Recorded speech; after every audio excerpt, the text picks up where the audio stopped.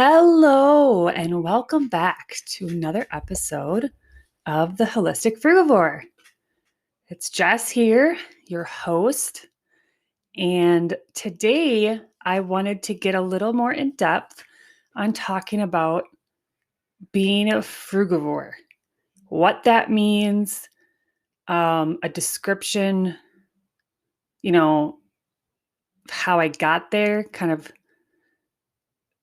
why humans would relate to being a frugivore.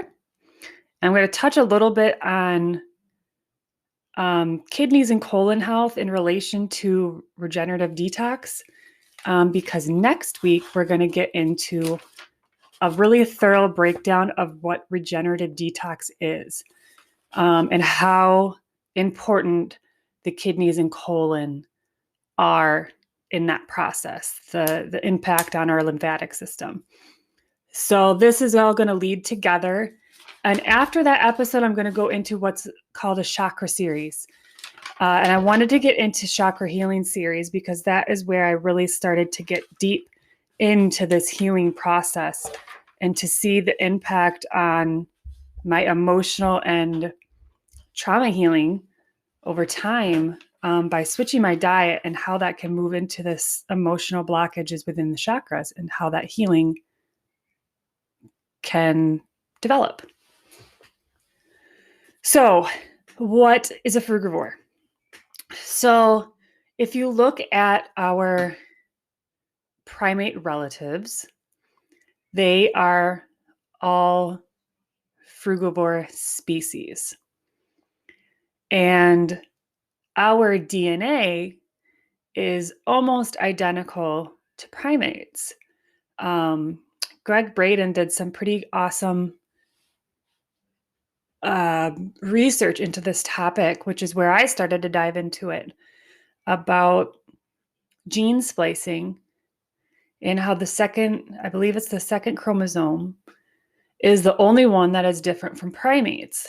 And it was spliced in a very specific manner, what he believed to be intentional. It wasn't like a natural evolution from primate to humans. And there's this missing link, as he put it, in the evolutionary theory of how we've evolved from primates to humans. There's missing areas. If you would consider us having evolved from primates, you would see a progression into kind of our level of consciousness now as compared to primates. That's why we always bring in kind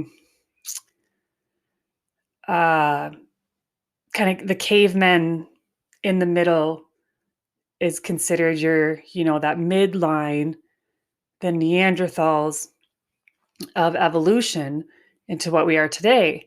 However, there are those missing links of connection. And Greg Braden explains that missing link is really a jump in time of our consciousness from primates to our humanity now, because it was somehow created. And so it's a little bit of a combination of, we get stuck in this paradigm, this polarization of either it's evolution or creation, it's either meat eating or vegan, it's either Republican or Democratic. We get stuck in that polarized 3D level thought process. But often, if we really dig deep into these areas, it's not that it's not really that duality of truth. It's not one extreme or the other. There's often that blending somewhere in the middle. It's usually not one extreme or the other. That's kind of it's how this debate process of life has brought us into this extreme polarization. But the truth of things is often somewhere in the middle, and some sort of combination. Just like when I talk about politics, I agree with many democratic beliefs, and I believe with many Republican beliefs. So how do we collaborate? We go down the middle. That's going to be the obvious way forward. Going down the middle of like a libertarian society where we have the freedom to make our own choices, not having to choose one extreme or the other. But you can. If you want to choose one extreme or the other of living, fine. It's that choice of making that sovereignty for yourself. So coming back to this idea of being a frugivore, between either evolution or creation, there's very likely a combination of the two. It's not strict evolution from primate to human. There's some level of intervention, you could say, at some point. And that is where this alien discussion comes in. I always had a certain understanding of aliens, or, a belief, I guess you could say, of something bigger than us or something beyond this planet. Of course, it just makes sense to me. However, it never really got too real because it seemed so out there, like somewhere else, somewhere outside of our Milky Way, some other galaxy, not necessarily anything that was here on Earth. But now I believe very differently. More of an awakening of this year or two, of an understanding of how certain beings, we can call it interdimensional, extraterrestrial. There's a lot of different variations of beings that have been in contact with Earth or have been on Earth. And I suspect, as have many scientists suggested now, Greg Braden has been the one I really followed closely. Graham Hancock is another great one to look at. I'm trying to remember those were the two big ones I really looked into and really dug into this. A couple of years ago, really a few years ago, is where I dipped my toes in this. So it was really before I even went into the diet aspect of it. But when I looked into the frugivore concept of regenerative detox and eating in that manner, it made sense then at that point, because I had already gone into the research of this creation aspect, this changing of our DNA of some sort of creator being, some sort of species that has kind of created us by altering a chromosome from primates and adding some sort of higher consciousness DNA. And that has slowly evolved us into what we are today. So it's a combination of creationism and evolution. So now, with that said, it doesn't necessarily mean that we understand what our diet should be or what our diet is meant to be. I don't necessarily think it's I don't think it's as one way or the other. So when we talk about being a frugivore, that's why it's a little easier for people to grasp, because it's not being a straight meat eater or carnivore, and it's not being a straight vegan and only eating plants. There is a level of give and take. It's more adaptive to your environment. So, adapt to where you live and adapting to your environment and what you can grow where you are, what you can find where you are. Obviously, grocery stores make it a little easier, but trying to eat according to what is able to be found for you in season. So certain times of the year, oranges are in their prime and they kind of are sent around our country. That's where this grocery stores are helpful, because we can bring fruits from other areas that are in season and bring them to areas. I'm in Wisconsin, so obviously certain fruits like that don't grow where I am, or not naturally. Trying to eat fruits that are in season. But the gist is to eat a fruit-based, similar to primates, a fruit-based diet. That doesn't mean only specific kinds of fruits or only sweet fruit. Like, it's not as limited as I think people often get immediately. So fruits are anything with a seed. That can be a big part of a frugivore species is the seeding. So when you go to the bathroom, this is often a part that is missed by humans. You eliminate the seeds back into the soil and then they can regrow. So what I do is I compost or I will seed save so I can grow things for myself in my garden or in the house. That's something I'm getting into a lot more, reusing the seeds. Okay, so it's saving on a good amount of resources and trying to be a little more self-sufficient. And I intend on doing a lot in terms of fruit farming where I am and trying to get a larger kind of farm going.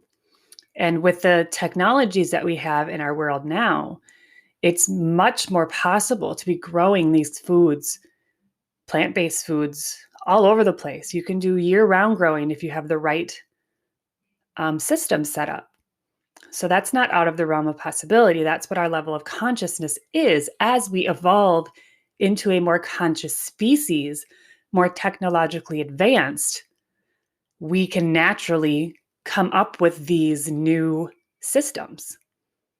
It's not necessarily being as simplistic as possible and going back to how we lived in the 1800s of only growing a garden outside and canning for winter.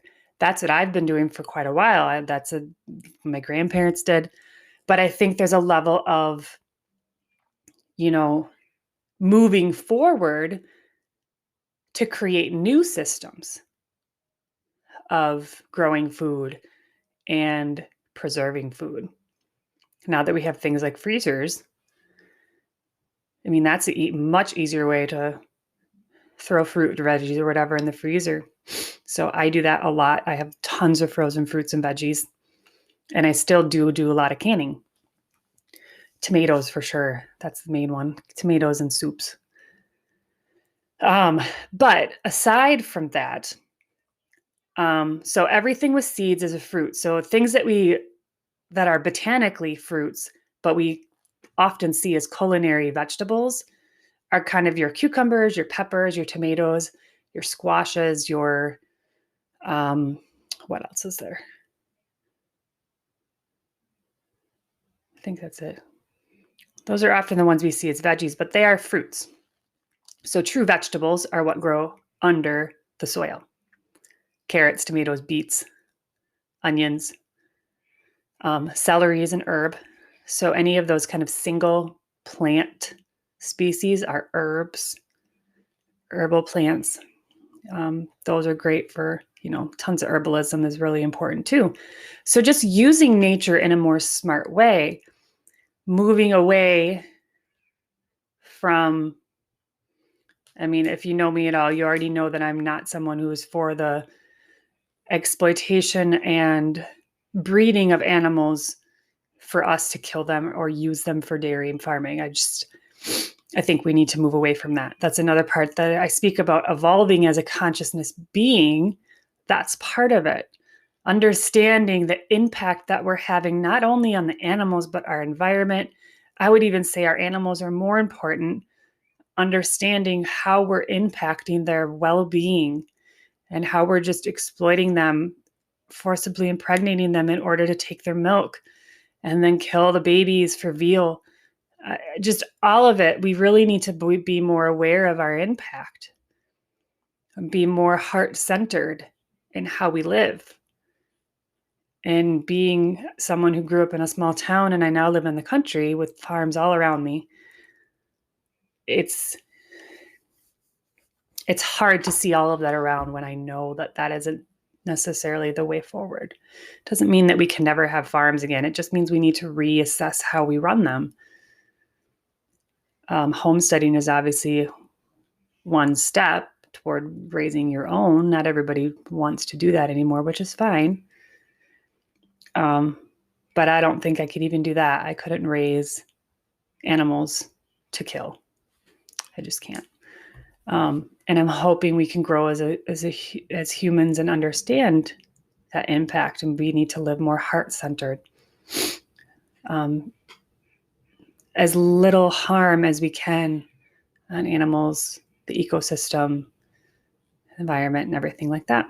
And just the large amount of pollution we give off to the environment from these large factory farms. The pig farms down in the south are horrific. Not only how they treat the animals, the abuse that happens there, but the amount of runoff and pollution that comes from those. It's not something we can ignore any longer.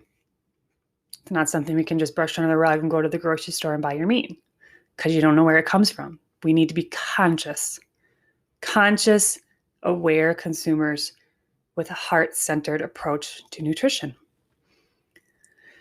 So being frugivore does not mean being vegan. Okay, I definitely have a vegan mindset when it comes to my food, but that does not necessarily mean that I never eat meat, never eat dairy, never eat eggs. If I choose to eat any of them, I source consciously. I understand that I'm eating a food that I don't particularly think is health supportive in my body, because I know eggs have a very negative impact on our lymphatic system. They're a very sticky food. It sticks foods together and gets backed up in the lymphatic digestive tract. And meat, this is a big one that is sorely misunderstood. The source alone is hugely impactful on our energetic vibration and our consciousness.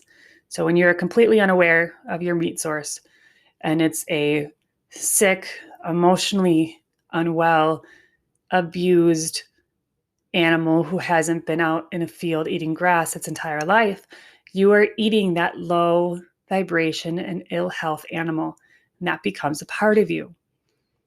So in my personal opinion, if you are not freely hunting or raising your own animals in a very conscious and loving manner, or truly sourcing from someone that you know, trust, not even just somebody you know, but knowing how those animals are raised, knowing that they are truly happy and cared for and healthy. That's a big part that's missed. Just being raised on a family farm doesn't mean that they are a happy animal and they are a healthy animal. So that's my little rant on all of that. And I might do a whole separate episode about kind of veganism and the concepts and everything that go with that. This plays into it, of course, because Frugivore is part of that. But it isn't being vegan. So what it is eating is mostly fruits, greens, and vegetables, and nuts and seeds. Very simple, nourishing foods. I love microgreens as well, seaweed, a lot of those. I don't like saying superfoods. I do a lot of smoothie bowls, of course. I have a book for that. So just simplistic eating. I often do soups and wraps and salads. But that also allows a little bit of leeway, because obviously in our modern society, we have come to allow a certain amount of toxic foods into a large amount of toxic foods into our stores, into our lives. So I say at least 50% fruit-based, 70% whole foods, and that could include like your wraps and stuff like that, soups, and then allow maybe 20% of your daily intake to be a little bit of the leniency. So like I have chips. That's something I like to have occasionally, or the occasional sweet candy or something like that. Because it's not about the strictness of perfection. It's about still allowing yourself to live, but also nourishing yourself in the best way you can, but not making it an emotional power struggle of the perfect diet. So let's talk about the kidneys and detox and how the kidneys, lymphatic system, and colon play into this. So when we consider regenerative detox, I talked about bringing a Frugivore because that is step one, is getting yourself to eat in a fruit-based manner, cutting back on a lot of these unhealthy, congesting foods like your dairies and your grains and eggs and all that kind of stuff, any of the processed foods, any of your fast foods, cutting back on all of that and being as whole food based as possible. So what does this allow? It allows you to clean out your digestive system and allow a more effective way of your kidneys, liver to eliminate the toxins and to help get the lymphatic system moving.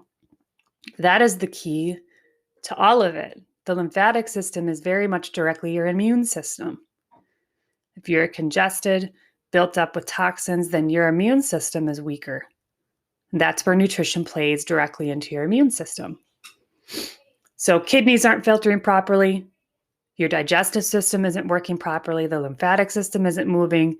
Colon is congested. You're not going to the bathroom regularly. You're holding eliminative materials in your body. And that toxic material pushes back into your digestive tract and begins to break down your intestines and then works up into the stomach.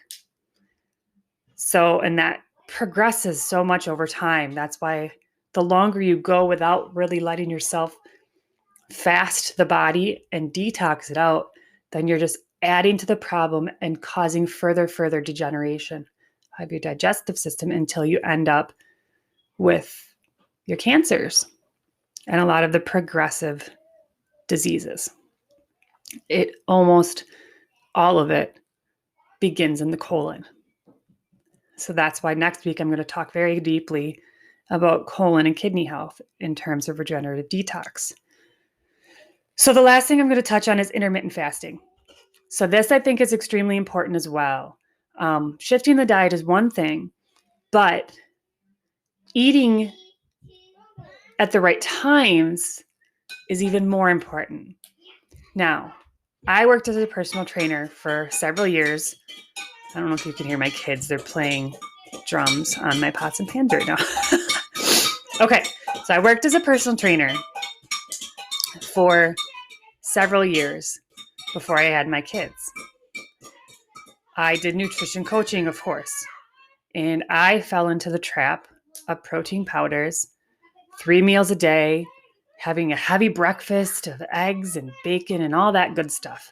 I fell into the trap, the mainstream trap of nutrition. And now I see how absolutely wrong it all was and how much damage it did to me. So now I know that actually skipping breakfast is the first thing you should do when trying to detox your system, because you want to allow the greatest time frame without food.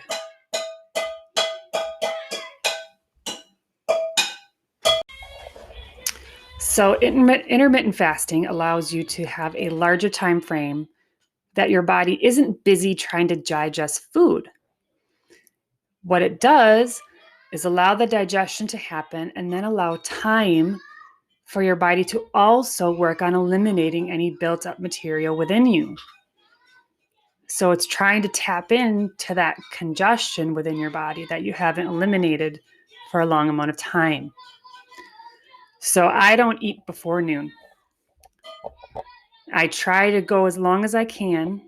I've been sitting in about 2 to 3 is usually the first time I eat. And I don't eat after 8 or 9. It's been my pretty regular schedule lately. It took a while to get me there, though. For a while, it was nearly impossible for me to go until 11 without eating. I was so used to waking up and eating immediately. And it's such a horrible, addictive behavior, honestly. It's a very emotional attachment to the 3 meals a day and having to eat these heavy meals. So stepping back from that was really helpful. And within that process, you start to identify your cravings, your unhealthy behaviors around food, the kind of emotional behaviors we have around food, and you start to let go of that and really start to tap into that intuitive aspect of yourself and listen a little bit deeper of what you really need, what you really want, not the cravings, that's the emotional addictive behavior, but what truly nourishes you, what makes you feel good, not the temporary addictive, satisfying aspect of feeling good, but really helping your body feel good, body and mind. So I'm going to leave it at that for today. Next week, I'm going to talk about the regenerative detox, colon health, kidneys, and lymphatic system a little bit deeper. So I hope everyone has a wonderful week. Christmas is on Friday. So have a Merry Christmas, Happy Holidays, and I will be back in a week. Love and blessings.